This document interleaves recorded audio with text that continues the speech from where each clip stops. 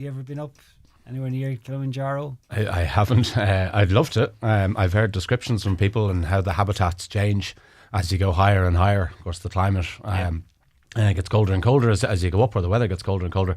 But one of the things that's interesting is they say, I wondered, did they see much snow? Was there much of an ice cap on the top? Because that's retreating. And they say in a few years that'll have disappeared altogether, the ice on the top of Kilimanjaro, because of our changing climate.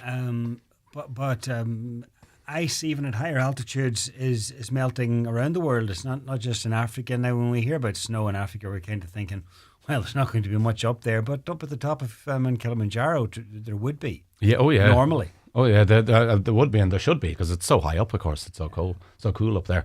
And that ice melt, which they're having, it causes for the rich countries like ourselves, people that like to go skiing, it's causing disruption to their holiday plans. But much more seriously, it's there's a lot of flash floods are starting to happen in various different mountainous regions of the world, be it in the Himalayas or the Alps or wherever, because as glaciers tend to melt a little bit quicker, the ice that holds back various different amounts of water is suddenly kind of disappearing, and you can get big flash floods as a result of that. And that's changing the way the rivers work in those kind of areas, and everything else that brings with it. Okay, let's change focus to an issue here in Ireland, and that is frogs and the frog population, something that I suppose we take for granted. We're out for our walks around this time of the year. We tend to see frogs spawn. But to keep an eye on the numbers, and it's important, I suppose, for environmentalists that they are recorded, there is a frog survey. There is, yeah. There's annually. Annual survey. It's been going for over 20 years now. The Hop to It survey, they call it. It's run by the great folk in the Irish peatland conservation group, and they're looking for your sightings. They're looking for if you've seen any frogs spawn, or if you've seen any frogs. They have a very simple form which I've posted online, and they're asking for any sightings up and down the country of when frogs appear. So they're trying to figure out, as well as the population and the spread, what time they're appearing. Are they coming out a bit earlier, perhaps because of climate, or a bit later? Or normally, when would they appear? Normally, you'd expect them kind of now-ish, middle of February, for us at least, a bit earlier down the country. And it's incredible that they tend to appear within a week or so. They all tend to wake up in an area, in a region. And the males will emerge first. And they'll cross roads, they'll cross gardens, they'll cross paths, they'll cross whatever obstacles are in their way to try and go back to the place of their birth. They can sense the chemical salmon traces of it. A bit like salmon that way, a bit like eels, a bit like so many creatures. They're able to get little chemical traces in the air, in this case, of course, and they hop back to the pond that they're in, and they will call and call and call. And that's their breeding call. And if you go into the likes of, say, Balliar Woods, which is close to here, and the lovely ponds that are there, if you sneak in really quietly, don't let the dog run ahead, try and go softly on the foot, you'll hear them calling, and you can sneak up on them calling. But of course, they're sensitive to our movements. So if you get too close, they'll stop. Okay. What purpose do they serve in the overall scheme of things? Frogs, what when it comes to biodiversity and and everything all connected. What do frogs do? What do frogs bring to the table? It's a very good question, because we're not very partial to frogs' legs, so they're not part of our diet, but they're part of the diet of so many other creatures. Amphibious creatures, so amazing little characters. We don't have many different types of amphibious animals in Ireland, and amphibious means that they have the ability to take oxygen out of water, just like fish can, and they have the ability to take oxygen out of air, just like we can. So they can do both. And frogs tend to live in wet places, of course, but not necessarily in ponds. At this time of year, they're in ponds for a couple of weeks while they're breeding. Yeah. But come St. Patrick's Day, they'll be gone. They'll be out of the ponds, and all that'll be left will be the frog spawn. But each female will lay up to 2,000 eggs. And most of those, of course, will, if they don't get eaten in the pond, will turn into tiny little froglets about 6 weeks later, the size of your thumb, and start hopping out and distributing around the wet grasslands. And they're a huge food source for an awful lot of different characters, loads of birds, loads of different animals. In fact, some people might come across over the next few weeks lumps of frog spawn in unusual places. I've seen or I've heard reports of people telling me they've found frog spawn on top of a hedge. Has that been carried by other animals? And that's it. Sometimes being carried by other animals and dropped for some reason. Maybe a bird picks them up and other birds went chasing it to try and get its food. or it might be something that has been kind of regurgitated by, say, a fox or something. If it ate a load of frog spawn, an awful lot of the jelly substance around it wouldn't be very digestible. Not a nice existence, just as pretty much as fodder. Well, no, but and the parenting style is they give birth and then they head off and leave them to it. But the strategy, different to us, where we've such small families that we look after for so long, the frog gambles in numbers and has a huge amount of babies, knowing that most of those will get eaten. An awful lot of them by little bugs that are in the water, some even by other tadpoles, but then they support a vast amount of other life. And if they make it out of the pond, what's the lifespan? They can live for 5, 6, 7 years. They can live for quite some time. They don't breed for the first couple of years. So the first year, so in the next few weeks, by Easter time, or even by the summer holidays, they'll be not much bigger than your thumbnail, and they'll be hopping around the place. And then they'll be a bit bigger than a €2 coin by next year, and then they'll be twice that size and the size of the traditional frog in their second year, in their second full year, and that's when they start breeding. So if they grow so slowly, they have a lot to get through, including a winter. They have an awful lot to get through, and they hibernate effectively in the winter. So they go back into a pool or some kind of damp place, and they'll go underneath there, and they go into a state of torpor. So it's kind of like a hibernation, and they're able to shut themselves down when the weather's too cold. Because of course the frogs themselves, they eat bugs, and it's another thing I should mention in their favour, in their credit bank. Each frog will eat dozens and dozens and dozens of insects every day. Okay. So you think that during the summertime, and anybody that has been out and about trying to play football or have a barbecue or camp out, and the midges have arrived, and there's a lot of midges out there and they're annoying. If we didn't have frogs, or we didn't look after our frog population, there'd be an awful lot more. Yeah. Okay. Sorry, that survey, you put the link to it up on the website? So that's up on Facebook. You'll find it, yeah. Nature Northwest. And it's called the Hop to It survey, and it's a very simple little form that you fill in, and they're just looking for the location and what you saw. Was it frog spawn or a live frog? Okay, and it's a good excuse to go out and wander the woods and look for puddles. Yeah. Now it's a debate that pops up from time to time, and that is, should we reintroduce large predators to Ireland? In fact, Eamon Ryan a few years back suggested it, and I don't think it went down too well and didn't do the Green Party any good at the polls in the last general election. But there's signs that maybe the gulf between the two sides is closing, and that more people are realising that for the environment it probably makes sense. Although there's a big argument against it, especially from farmers. Where do you stand? Yeah.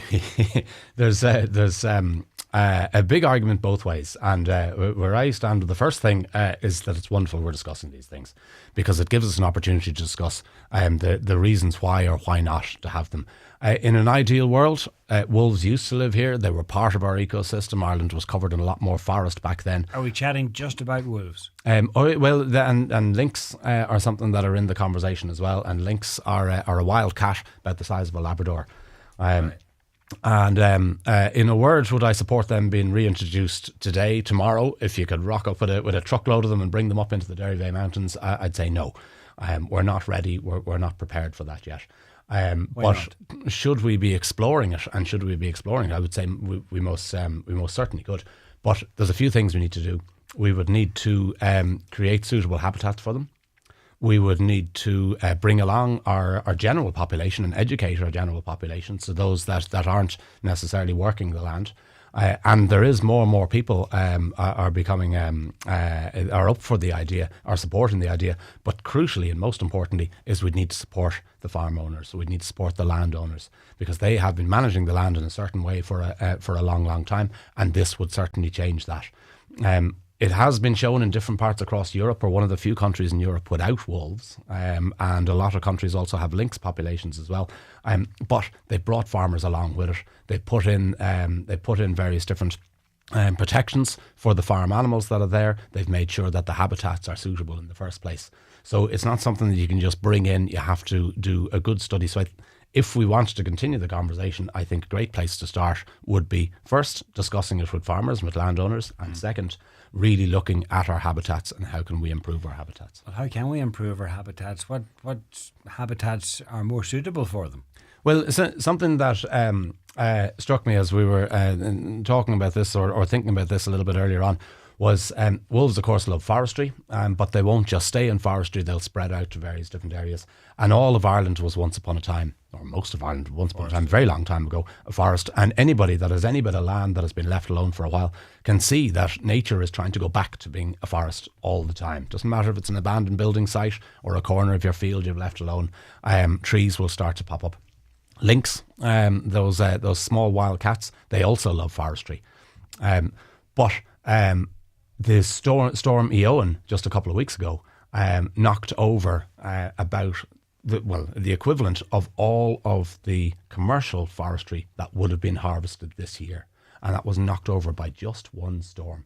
And we know we know our storms are getting more intense, and we know that kind of thing is going to happen more often. So the kind of forestry that we have been encouraging in Ireland, unfortunately, hasn't been native forestry. It's been non-native forestry, which doesn't support much biodiversity, and certainly would be no good for the wolves and the lynx and the rest of it.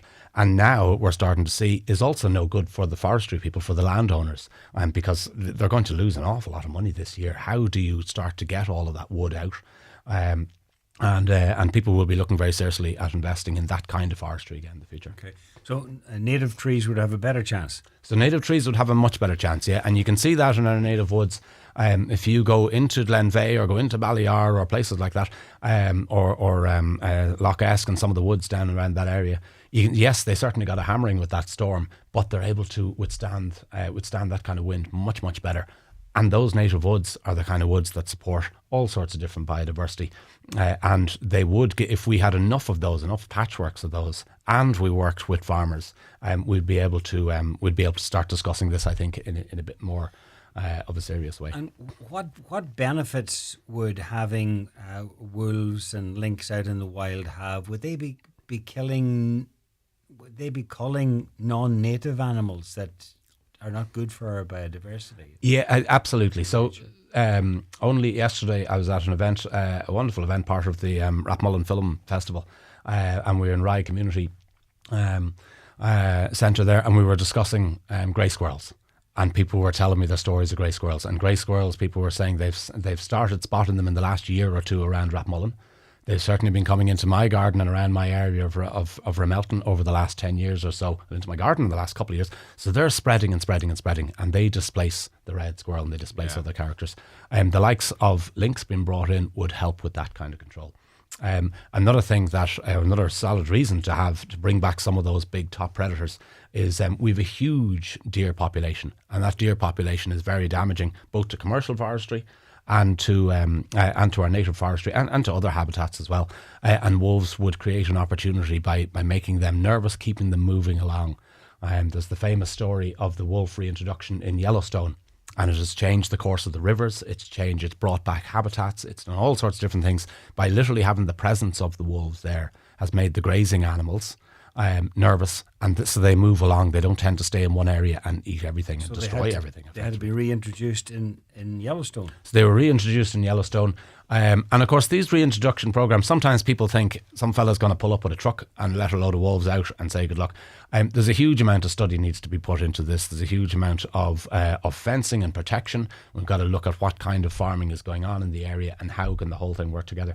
Currently, we don't seem to be able to control our dog owners.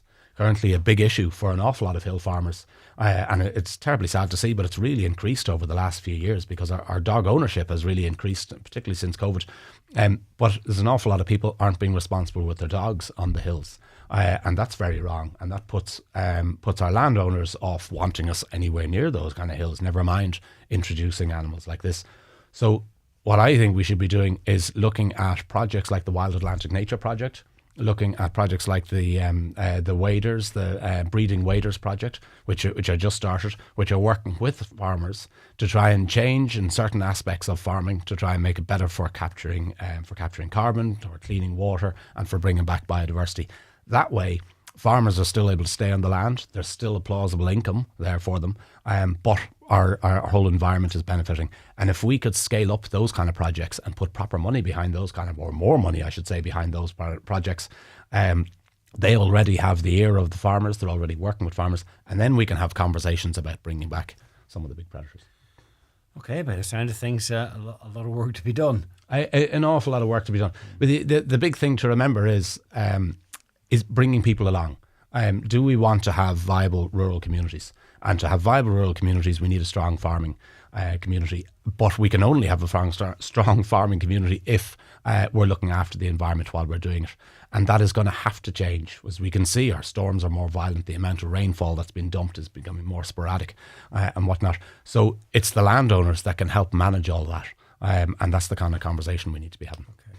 So a lot of education, a lot of awareness needs to increase, I suppose, for a lot of that to happen. Yeah, and the schemes are there. That's I would urge anybody who's listening to this, look up the likes of the Wild Atlantic Nature Project. They have a great website, really interesting. It shows the areas they're working in, it shows what they're trying to achieve, and they have a very broad remit. It started initially as bog restoration, but it's spread out to so much more than that. Or else have a look at the breeding waders. If you just put it in Google Breeding Waders Ireland and look at their website and see what they're doing. And they're trying to work with farmers. And really what they're trying to do is create habitats. So we have many, many habitats all the way up and down the west coast of Ireland that these birds can come back into. And people need to manage that because we've been managing our landscape for thousands of years. So this isn't replacing people. It'll be just changing the way that people manage the land that's there and hopefully bringing back nature with it. Okay, it all makes sense. Aengus, thank you as always.